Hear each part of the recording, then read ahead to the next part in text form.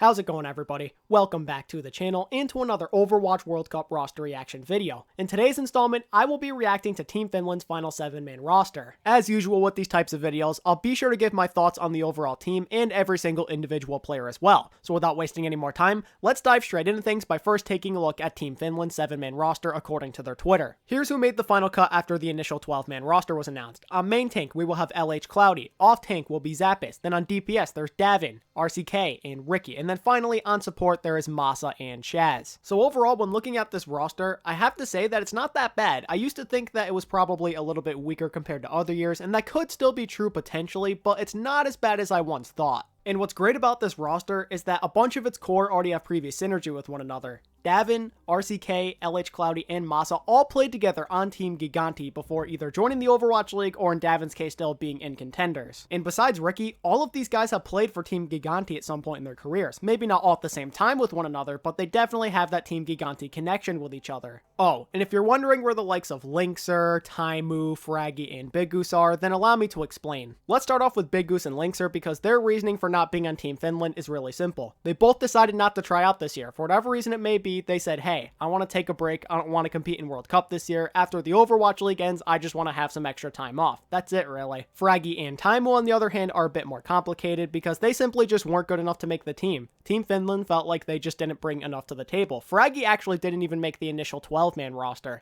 Taimu did, but it's clear that he got outplayed by the likes of Davin, Ricky, and RCK. So yeah, that's why some of your favorite players from Finland did not end up making the team this time around. So now let's take some time to analyze every single individual player on the roster, starting off with main tank. And right away, we see a very familiar face because it's LH Cloudy from the Paris Eternal, and although he hasn't been great this year, I feel that in Stage 4 he has been showing improvement, and his Orisa overall hasn't looked that bad, and his Winston, from what I remember, even though he hasn't played it that much this year, has been pretty decent as well. Although it is very interesting that he made it in over his competition, aka Milky Man, because a lot of people were saying that he's a pretty good tank and that maybe he deserved to be the starter for Finland this year. I personally have a pretty neutral stance on this because I really don't know all that much about Milky Man. Based off of what I've seen from highlights, he appears to be a pretty good Reinhardt and Winston player, but my assumption is that he didn't do as good as LH Cloudy on the Orisa during tryouts, so that's why LH Cloudy ended up making the team over him. And who knows, maybe there's some other reasons that Finland really does prefer Cloudy over Milky Man. Perhaps Cloudy is the better shot caller and just overall leader. Regardless of the reasoning though, Cloudy is going to be the starting main tank for Team Finland this year, and while I don't think he's the best tank in the world, in fact I actually think he's quite average, he should be able to get the job done on the Orisa at the very least. I would be a little concerned if he has to play some of the other tank heroes,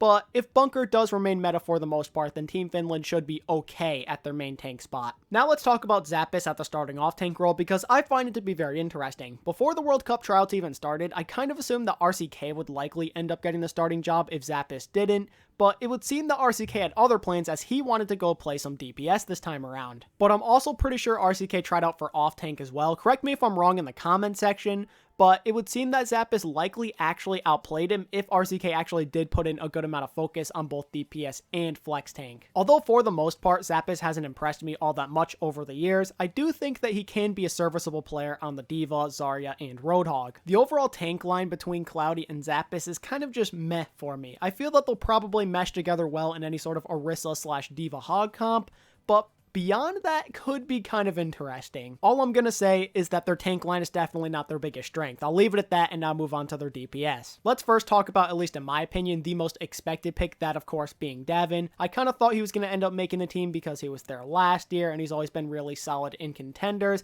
and most people would even say that he's probably worthy of being in the Overwatch League, and it's kind of a shocker that he's not in the league at this point. He most likely could have been a decent Zarya in the GOATS meta, and his hit scan has always been solid as well, especially when it comes to his Widowmaker and Tracer. Because RCK and Ricky aren't really known for their hit scan to the degree that Davin is, the only real competition he had at this position to get onto the final 7 was Taimu, and Taimu either underperformed heavily or Davin just had a really good tryout. So yeah, I'm assuming that Davin just popped off more in tryouts and that he likely showed off a better hero pool that fits better in what Team Finland is trying to do. Now I wanted to shift my focus onto probably the most interesting selection on here, and that of course is RCK on DPS. Like, I remember hearing that he was going to try out on DPS, but I was assuming he probably wouldn't make it just because he had been practicing D.Va and just off-tank in general for a very long time now. I mean, that goes way back to Team Giganti. He hasn't played DPS in a while. Other than Sombra because of goats, what other DPS heroes has he really been grinding as of late? I know that he used to be a pretty good Genji back in the day, and just a decent overall flex DPS in general, but at this point he's kind of out of practice, is he not? But I'm not going to sit here and say there's no chance RCK pops off, because for all I know, he could end up being a really pleasant surprise. After all, Team Finland selected him for some reason. There has to have been something they saw from him in tryouts that really did impress them. I'm thinking that RCK will likely be the Sombra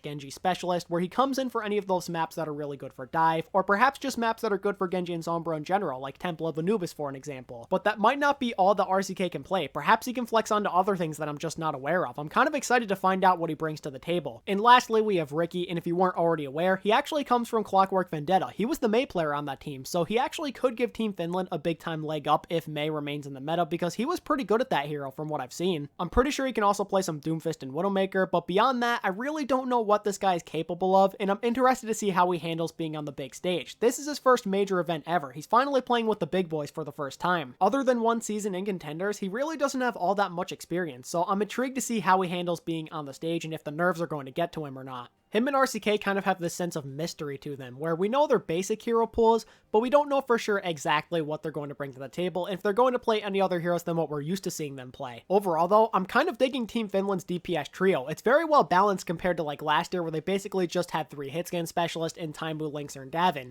This time around they only have 1 hit scan specialist, then they have 2 people who are a bit more on the unknown side, who are more known for their flex DPS play. Now we finally move on to the support line, and it's pretty solid overall. I really don't have any complaints whatsoever. I think that Masa and Shaz are both really good, and that they should make for a deadly support duo. Obviously, it's a little sad to not have Big Goose and Shaz since they've been playing together for so long, but I'm sure that Masa will do just fine with replacing Big Goose. Plus, as I said before, Masa has a lot of experience with some of the other people on this roster, so he should be able to gel together well with them and pop off on Lucio, Mercy, or whatever else he ends up playing. Also, I don't know if this is just me, but I feel that Big Goose and Masa share a pretty similar playstyle with one another, especially when it comes to that Lucio. They love to be the main playmakers on their team and go for those really aggressive boops. And when it comes to Shaz, he's actually one of my favorite players on the Gladiators, and just in general, I'm a really big fan of this guy, so I'm really pleased to see him on Team Finland yet again. I think that he's the definition of consistency, and that he's going to do really good as usual on heroes like Zenyatta, Ana, and Moira. Shaz has probably never been like a top 3 flex support or anything in the Overwatch League, but as I said before, he's always been a really consistent player, so you kind of don't have to worry about him underperforming. He's usually going to pop off. He very rarely has a really bad day. Although he's not as good as some of the Korean players in the Overwatch League, you can make an argument that he might be the best Western flex support in the league. I wouldn't be too concerned about the synergy between Shaz and Masa. They're both really talented guys, so I'm expecting that to not be a roadblock for very long, if it even is one to begin with. It would seem that, as usual, Team Finland's support line is probably going to be the strongest part of the roster. It's going to be their core, their foundation, if you will. Masa and Shaz are both ridiculously good, and I expect them to carry this team fully.